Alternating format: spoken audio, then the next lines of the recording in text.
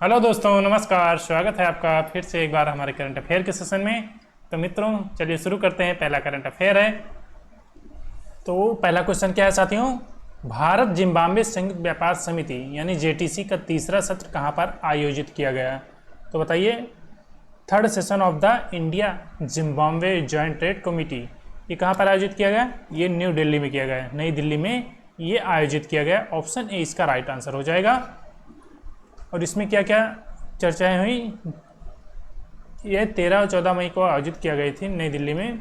और भारत की प्रिया पी नायर और जिम्बाब्वे के रूडो एम फारनीसी की अध्यक्षता में सत्र ने स्वास्थ्य सेवा, नवीनीकरण ऊर्जा, डिजिटल अर्थव्यवस्था जैसे विभिन्न क्षेत्रों में द्विपक्षीय व्यापार निवेश को आगे बढ़ावा देने के लिए इन्होंने इस पर चर्चा की है। ठीक है, नेक्स्ट क्वेश्चन है। दुनिया का सबसे ऊंचा प्रतियोगिता पूल किस देश में खोला गया? तो बताइए। World highest competition pool has been open in which country? तो कहाँ पर किया गया? ये किया गया भूटान में। कहाँ पर? भूटान में। ऑप्शन बी इसका राइट हो जाएगा, वैसे सी रहेगा। ऑप्शन इसे सी मान लीजिए, सी इसका राइट आंसर हो जाएगा। भूटान में ये दुनिया का सबसे ऊंचा प्रतियोगिता पूल ये आयोजित किया गया, खोला गया है। वर्ल्ड एक्वेटिक्स और भूटान एक्वेटिक्स फेडरेशन ने पूल फॉर ऑल कार्यक्रम के माध्यम से थिम्पू में, जो भूटान की राजधानी है, यहाँ के पहले प्रतियोगिता स्विमिंग पूल का उद्घाटन किया गया है।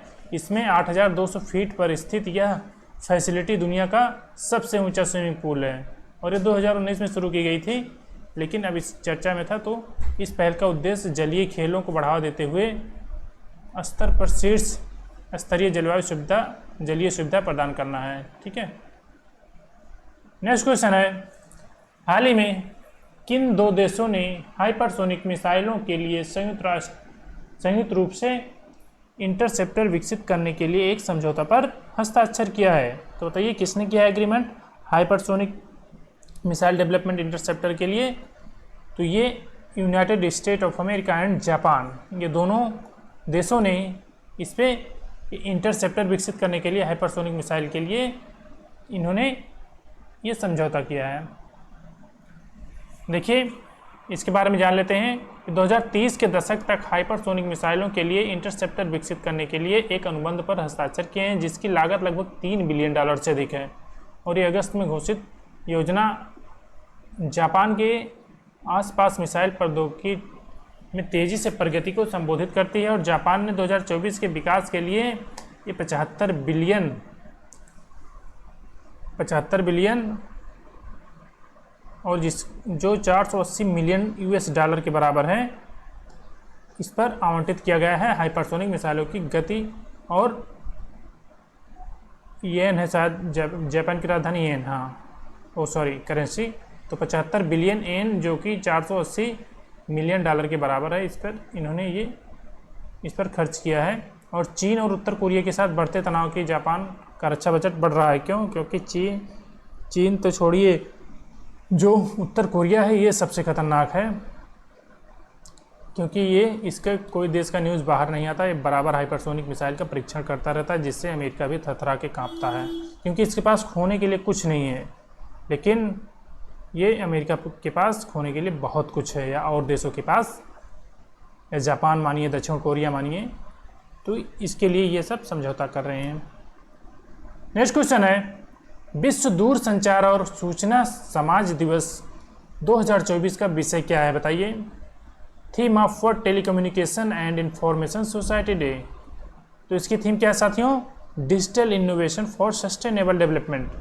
Digital innovation for sustainable development, option B इसका राइट हो जाएगा।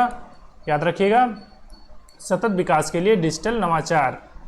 ठीक है, हिंदी में याद रखिए, सतत विकास के लिए डिजिटल नवाचार। देखिए, विश्व दूर संचार और सूचना समाज दिवस प्रतिवर्ष 17 मई को समाजों में आईसीटी जो है और इंटरनेट के उपयोग का पता लगाने के लिए कि कैसे किया जाता है, और डिजिटल विभाजन यानी डिजिटल डिवाइडेशन जो हो रहा है को संबोधित करने के लिए मनाया जाता है। इसमें जो है कि प्रत्येक वर्ष ITU एक विषय का चयन करता है और 2024 के लिए या सतत विकास के लिए डिजिटल नवाचार ये चुना गया है। और सतत विकास जैसा कि 1887 में ब्रैटलैंड आयोग की रिपोर्ट द्वारा ये परिभाषित किया गया था कि उद्देश्य भविष्य की पीढ़ियों की ऐसा करने की क्षमता में समझौता किए बिना वर्तमान जरूरतों को पूरा करना है। ठीक है, नेक्स्ट क्वेश्चन की ओर चलते हैं। नेक्स्ट क्वेश्चन हमारा है, हाल ही में अंतर्राष्ट्रीय परिवार दिवस कब मनाया गया? तो बताइए, इंटरनेशनल डे ऑफ फैमिलीज़ ये कब सेलिब्रेट किया गया? तो ये किया गया 15 मई को। 15 मई को अंतर्राष्ट्रीय परिवार दिवस मनाया गया। ऑप्शन बी राइट हो जाएगा। तो अब यहाँ पर इम्पोर्टेंट डे आया है तो ये याद रखिएगा, और जो अभी तक डे हमने पढ़ा चुके हैं मई का, उसको रिवाइज भी कर लेते हैं। जैसे 1 मई को अंतर्राष्ट्रीय श्रम दिवस मनाया जाता है, और 2 मई को विश्व ट्यूना दिवस मनाया जाता है, और 3 मई को विश्व प्रेस स्वतंत्रता दिवस और अंतर्राष्ट्रीय तेंदुआ दिवस है 2 दिवस 3 मई को मनाया जाता है, और 4 मई को अंतर्राष्ट्रीय अग्निशमन दिवस और कोयला खनिज दिवस मनाया जाता है, और 5 मई को विश्व हंसी दिवस और विश्व पुर्तगाली भाषा दिवस मनाया जाता है, और 7 मई जो है विश्व अस्थमा दिवस मनाया जाता है, और 8 मई को विश्व रेड क्रॉस और रेड क्रिसेंट दिवस मनाया जाता है, और इसके साथ ही विश्व थैलेसीमिया दिवस भी 8 मई को मनाया जाता है, और 10 मई को अंतर्राष्ट्रीय अर्गानिया दिवस, और 12 मई को अंतर्राष्ट्रीय नर्स दिवस, और इसके साथ ही राष्ट्रीय टेक्नोलॉजी या नेशनल टेक्नोलॉजी डे भी मनाया जाता है, राष्ट्रीय प्रौद्योगिकी दिवस। ठीक है, तो इतने दिवस हैं, अभी आप लोग याद रखिएगा, आगे और आएंगे उनकी भी चर्चाएं होंगी। नेक्स्ट क्वेश्चन है, डेडा विधि यानी डेडा मेथड जो है, ये भी चर्चा में था, कभी कभी बीच बीच में समाचारों में आ जाता है। तो ये क्या है? तो आप लोग बताइएगा ये क्या है। तो ये एक प्रकार का सीड प्रिजर्वेशन टेक्नोलॉजी है। सीड प्रिजर्वेशन टेक्नोलॉजी है। ठीक है, बीजों को जो संरक्षित किया जाता है एक मेथड है, और ये पारंपरिक विधि है, ट्रेडिशनल मेथड है। अब इसमें क्या है, क्या किया जाता है, जैसे डेडा विधि में जो है बीजों को पत्तियों में संरक्षित किया जाता है, जो पत्तियां होती हैं उनमें संरक्षित किया जाता है, और दूर से बोल्डर की तरह दिखने के लिए लगभग वायुरोधी पैक किया जाता है कि वायु इसमें ना जा पाए। और ये जो पैक किया जाता है सियाली पत्ती होती है, जिसे बहोनिया बहाली कहते हैं, इसके साथ बुना जाता है इसी में पत्तियों में, और जिससे स्थानीय रूप से डेडा बनाने के लिए या अडाकुलू के लिए जाना जाता है। और इसमें 3 परत संरक्षण होती है। जैसे पहली परत में सियाली के पत्तों के अंदर लकड़ी की राख फैली हुई होती है, बाद में राख को एक आवरण बनाने के लिए नींबू के पत्तों के साथ कवर किया जाता है, और अंत में ये बीजों को आवरण के रूप में अंदर संरक्षित किया जाता है और सील कर दिया जाता है। इस विधि में जो है कीड़े से बीज को सुरक्षा की गारंटी देता है, यानी न कीट लग पाते हैं। जैसे आजकल तो दवाएं रखी जाती हैं, लेकिन इसमें नहीं लगता था कीड़े कोई। और इस विधि में जो है संग्रहित बीजों जो होते हैं उनको उपयोग 5 साल तक खेती के लिए किया जा सकता है। यहाँ तो रखा जाता है तो एक ही साल में ना करो तो ख़राब हो जाते हैं, लेकिन इस विधि में जो है डेडा विधि, इसमें 5 साल तक उसमें आप लोग बीजों का उपयोग कर सकते हैं बुआई के लिए। और ये कहाँ की विधि है? एक छत्तीसगढ़ की जो मुरिया जनजाति हैं उनके द्वारा ये संरक्षित किया जाता है इस प्रकार से डेडा मेथड द्वारा। और यह विधि जो है छत्तीसगढ़ के जंगलों में हमारे पूर्वजों द्वारा मुरिया जनजाति को सौंपी गई प्रथाओं में से एक है। और मुरिया जो है, मुरिया जनजाति कहाँ पर? आंध्र प्रदेश तेलंगाना की गोदावरी घाटी जो है, और गोदावरी और शबरी नदियों के किनारे ये जनजाति बसे हुए हैं। ठीक है, तो याद रखिएगा, ये जनजाति से भी पूछ सकता है। मेन उद्देश्य यही था कि मुरिया जनजाति और डेडा मेथड 2 चीज़ें। ठीक है, तो आंध्र प्रदेश और तेलंगाना। नेक्स्ट क्वेश्चन की तरफ चलते हैं। नेक्स्ट क्वेश्चन हमारा है, फीफा महिला विश्व कप 2027 के 10वें संस्करण की मेज़बानी कौन सा देश करेगा? तो बताइए, इसका भी अनाउंसमेंट हो चुका है, किसने बिड जीता है। तो ये 2027 के 10वें संस्करण की मेज़बानी किस देश को मिला है? ये मिला है ब्राज़ील को।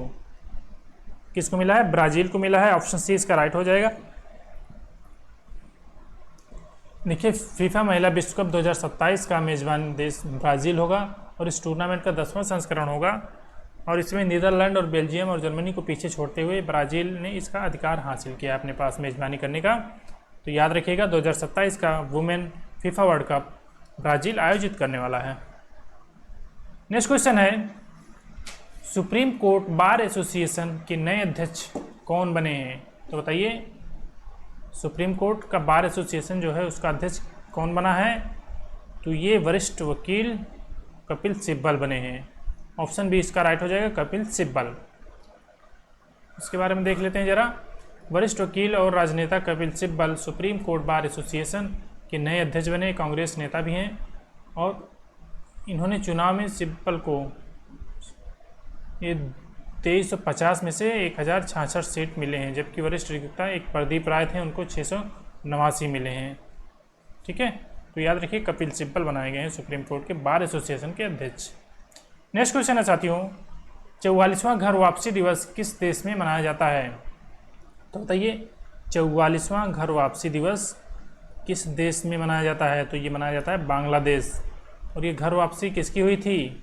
ये जो वहाँ की प्रधानमंत्री हैं शेख हसीना, जो आवामी लीग की ये संबंधित है पार्टी से, इन्होंने 44वां घर वापसी दिवस मनाया। क्यों मनाया जाता है?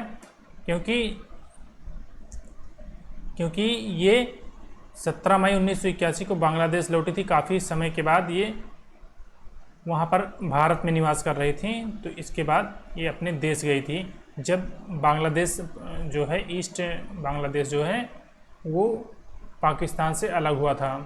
ठीक है, तो याद रखिएगा तब ये 1981 में गई थी, जो 1971 का वार था उसके बाद से यहाँ पर रह रही थी, तो 1981 को लौटी और इनका 44वां घर वापसी दिवस मनाया जाता है उसके उपलक्ष्य में। नेक्स्ट क्वेश्चन है, open network for digital commerce startup महोत्सव कहाँ आयोजित किया गया? तो बताइए open network for digital commerce startup festival कहाँ पर आयोजित किया जाता है? तो ये बेंगलुरु में। कहाँ पर? बेंगलुरु। ऑप्शन ए इसका राइट हो जाएगा, बेंगलुरु में। सॉरी फॉर दैट, ये बेंगलुरु में नहीं, ये दिल्ली में मनाया जाता है। ठीक है, तो ऑप्शन डी इसका राइट हो जाएगा, आप लोग सही कर लीजिएगा। तो यहाँ पर देखिए स्टार्टअप इंडिया पहल और open network for digital commerce ONDC के सहयोग से नई दिल्ली में ये ONDC स्टार्टअप महोत्सव आयोजित किया जाएगा। तो कहाँ पर? नई दिल्ली में। साथियों याद रखिएगा, यहाँ पर बहुत से लोग कंफ्यूज हो सकते हैं डिजिटल कॉमर्स का नाम सुनकर, बेंगलुरु जैसे मैं हो गया, ऐसे काफ़ी लोग हो सकते हैं, तो याद रखिएगा।